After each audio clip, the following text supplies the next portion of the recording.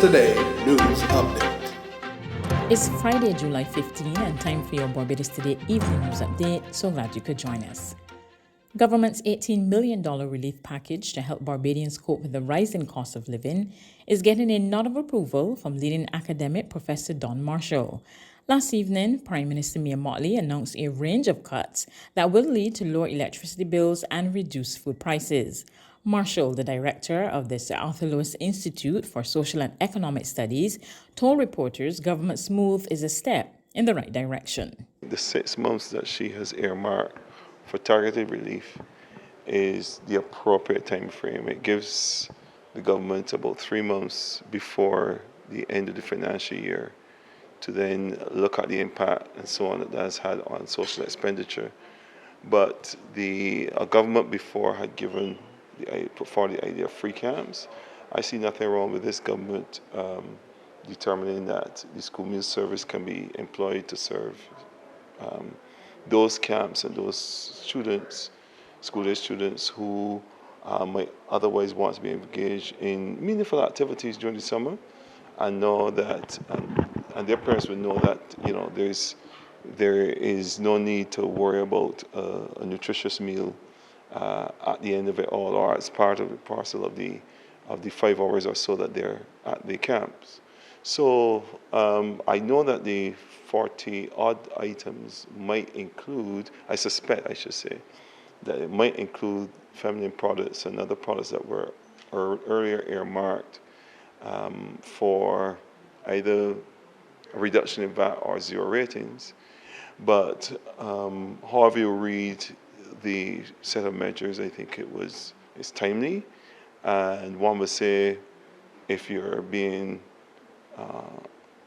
honest, you would say, what about the fuel? And I was listening out for some kind of ease on the fuel tax. In other news this Friday, Barbadians can expect nothing less than a Grand Kadooment this year. Today, key stakeholders toured a new route which will see revelers moving off from Warrens, moving along the ABC Highway to the JTC Ramsey Roundabout, then return along the highway through Waterford Bottom and end at the National Stadium. Grand Kadooment producer Adisa Andwele says the new route is a longer one, but every provision is being made to ensure revelers have the best experience. The lookout centers are going to be there, right? And the water stations are going to be there as well. I mean, it is what it is, right? It is not like the old route where it was going amongst people, houses, people could stay in the galleries and so on. So that is one of the things that this route don't have. It is strictly a route for the revelers to jam, right? But we are facilitating toilets, locations where people could sell as well. And it has more water stations than the old route, right?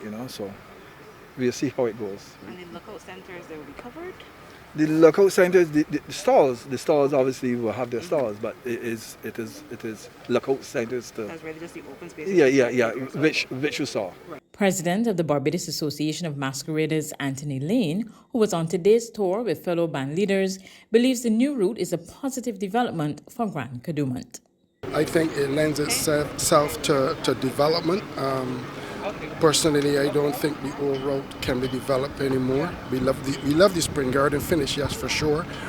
But I'm quite satisfied with the route. I think the NCF is doing an incredible job with the logistics and so on to make sure that this will be a spectacular day. And I am pleased with that. What I've seen and what I've heard today, I am satisfied that it will be a good day, and everyone will be proud of this route. I think it needs to be given a chance, and at the end of the day, we will see that it's a good route. We thinking about the sun and all of that, but we don't know what will happen on the day. Today was quite a cool day, as you would have seen when we were on the route. We have certain points along the road that offers fantastic views to look out at the bands as they parade. So I am quite satisfied with the route. There's a new watchdog to safeguard the interests of consumers. It's called the Barbados Consumer Empowerment Network, which was launched last evening. Interim Executive Director Maureen Holder says the organization was formed in light of repeated calls by Barbadians for a strong consumer body to represent their interests. The real important work now has to start.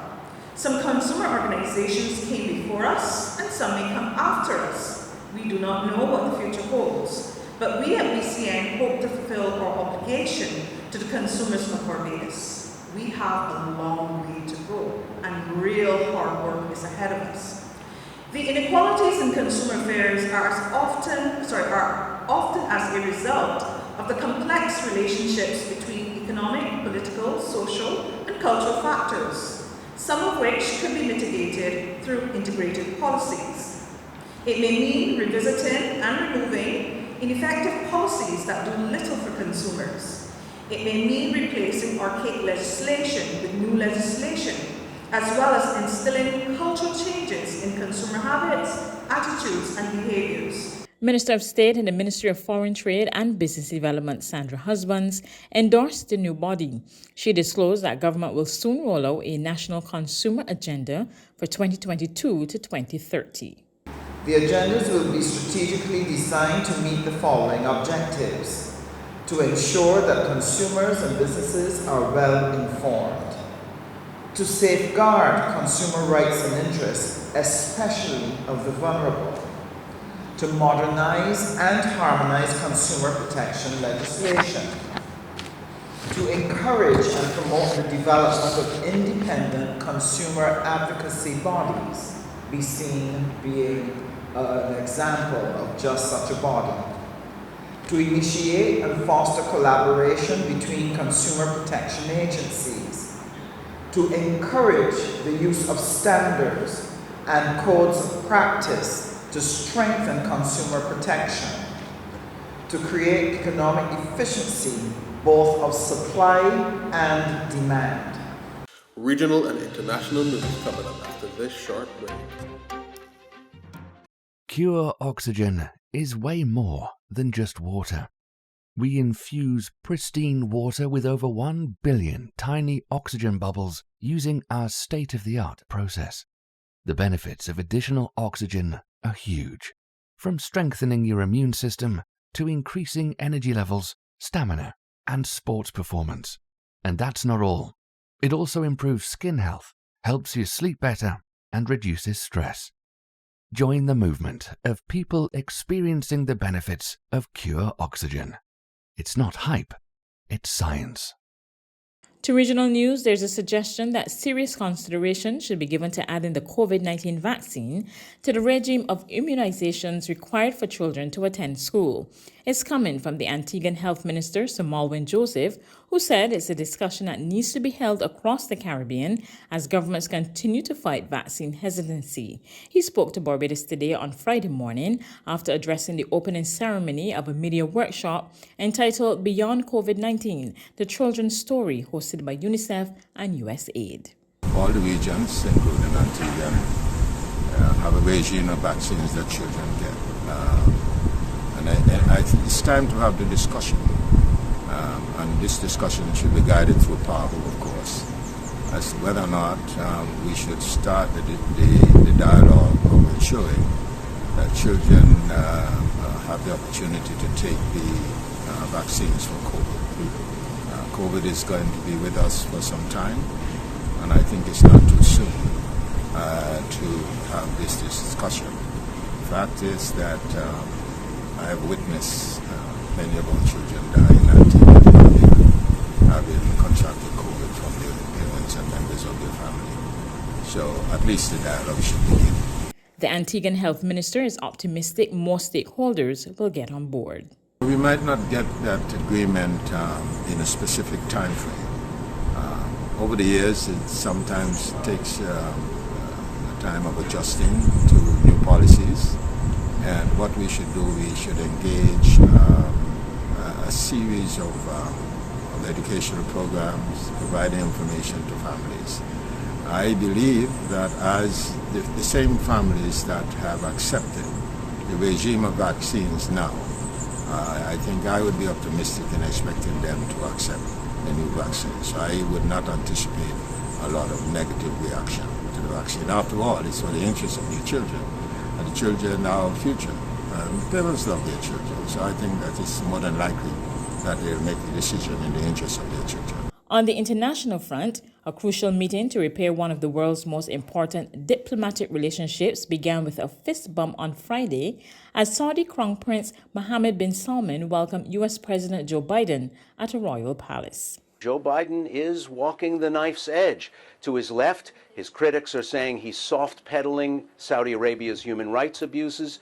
To his right, his critics are saying that he's going on bended knee to the Saudis to open the oil taps to help ease supply problems here in the United States. There's no winning on this one, and it is a tough, tough visit. And a cool one. The Saudis did not send a top-level delegation. He did not get the kind of rapturous welcome that Donald Trump did when the last president visited the Saudi kingdom in his term. So this is a tough visit all around for Joe Biden, and really, when it comes to his domestic critics, nobody's going to be happy when he comes home. That's news, but for the very latest, visit our website at www.barbadostoday.bb. You can also subscribe to our e-paper email updates or like us on Facebook. Sign up for our breaking news alerts via WhatsApp. We're also on Izumi Medium bus terminals as well as screenplay at supermarkets and gas stations near you. You can also hear us on Capital Media HD 99.3 FM. Have a fabulous weekend, be safe, and join us again on Monday.